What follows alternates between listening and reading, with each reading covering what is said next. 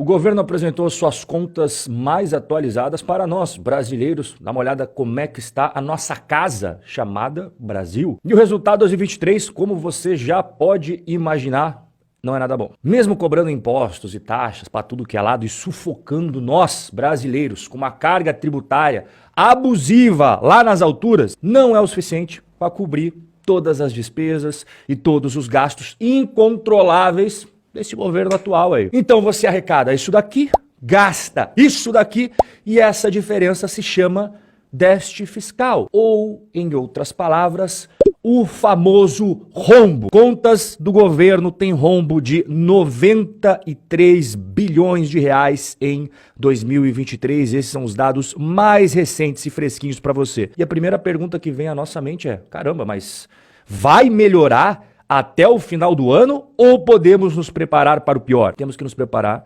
para a realidade.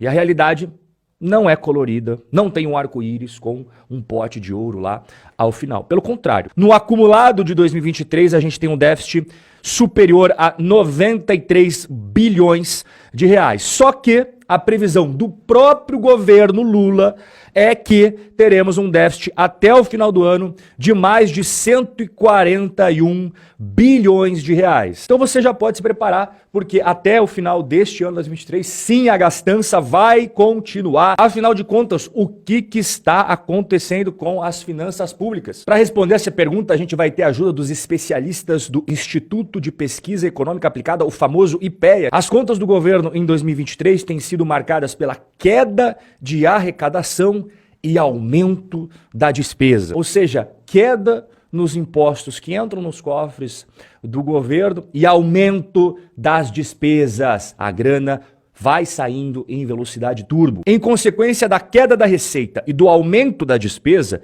o resultado no acumulado de 2023 registrou déficit, em contraste com superávit em igual período do ano passado. Aqui fica visível a diferença quando o ministro da Economia era o Paulo Guedes e agora o ministro da Economia é o Fernando Haddad. E a comparação de resultados entre o governo Bolsonaro e o governo Lula é perceptível para quem quiser ver, porque tem pessoas que preferem fechar os olhos. Durante esse mesmo período, no governo anterior, a gente tinha um superávit de quase 38 bilhões. E aqui a gente tem que entender um pouco melhor alguns pontos muito perigosos na parte das despesas do nosso país. Começando com a pirâmide da Previdência Social que está ruindo a cada ano que passa. Isso que você está vendo, este gráfico, ele ilustra muito bem a farsa, a mentira que tentam convencer você de que não existe déficit na Previdência Social. Sim, nós temos um déficit bizarro no regime geral de Previdência Social, que é aquele mais comum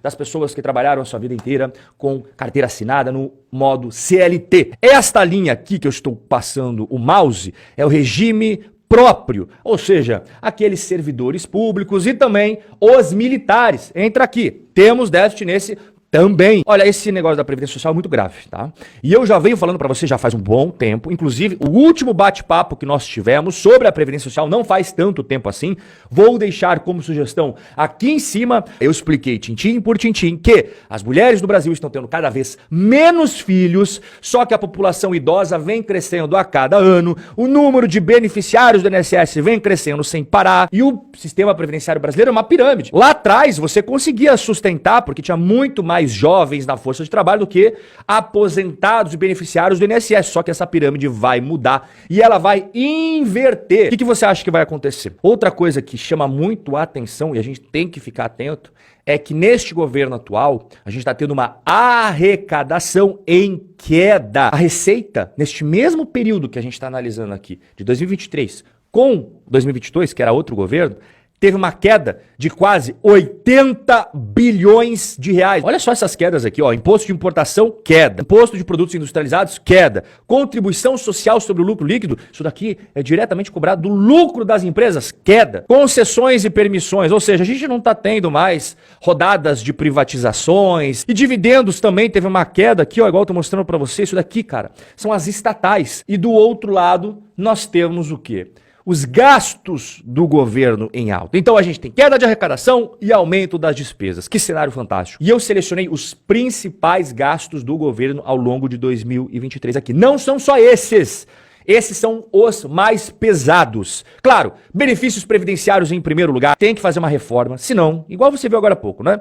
Vai terminar mal essa história. Temos aqui também uma grande despesa com funcionários públicos. Lembrando que aqui estamos falando apenas de funcionários públicos da União. Não é funcionários públicos dos municípios, nem dos estados. Apenas da União. Como a gente conversou aqui em outros bate-papos sobre funcionarismo público no Brasil, a gente tem também uma pirâmide impressionante. A cada 100 funcionários públicos, 70 ganham até 5 mil reais. Aqueles super salários, eles ficam reservados apenas para quem está no topo, na elite, o creme de la creme do funcionalismo público. E aí a gente já conversou aqui, né, cara? Tem juiz ganhando 800 mil reais em um único mês, tem desembargador ganhando mais de 1 milhão de reais em um único mês. Aqui, mais uma vez, enquanto a gente não fizer uma reforma desses super salários, não adianta, a gente vai ficar chovendo no molhado e vamos continuar tendo gravíssimos problemas. Outras despesas muito importantes aqui também é essa daqui que eu tô passando o mouse. O principal exemplo que entra aqui nesta rúbrica seria o programa Bolsa Família. E temos outros benefícios que também acabam pesando bastante no orçamento do governo.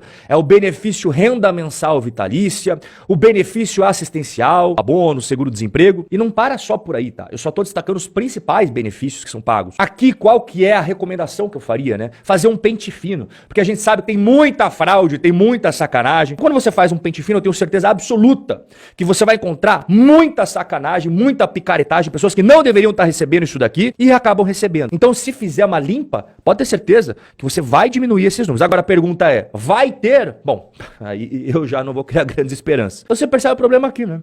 Na parte da receita, uma diminuição de quase 80 bilhões de reais e na parte da despesa, uma elevação de mais de 74 bilhões de reais. Aí o Haddad foi dar uma entrevista coletiva. O que ele falou? Bom, ele fugiu de todas as perguntas incisivas sobre, afinal de contas, você jogou a toalha do déficit fiscal 0 das 24? Ó, igual o bagre ensaboado, ele foi fugindo.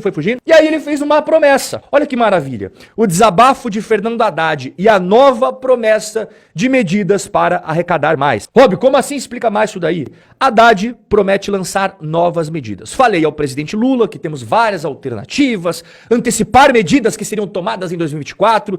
Se eu mandar tudo o que poderia, o Congresso não conseguiria digerir. Falou e não falou nada, né? Deixa eu traduzir para você. O que são novas medidas?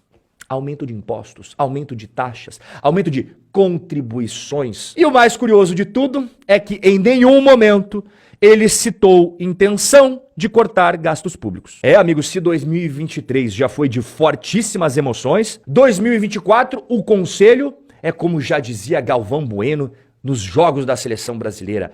Haja coração, amigo.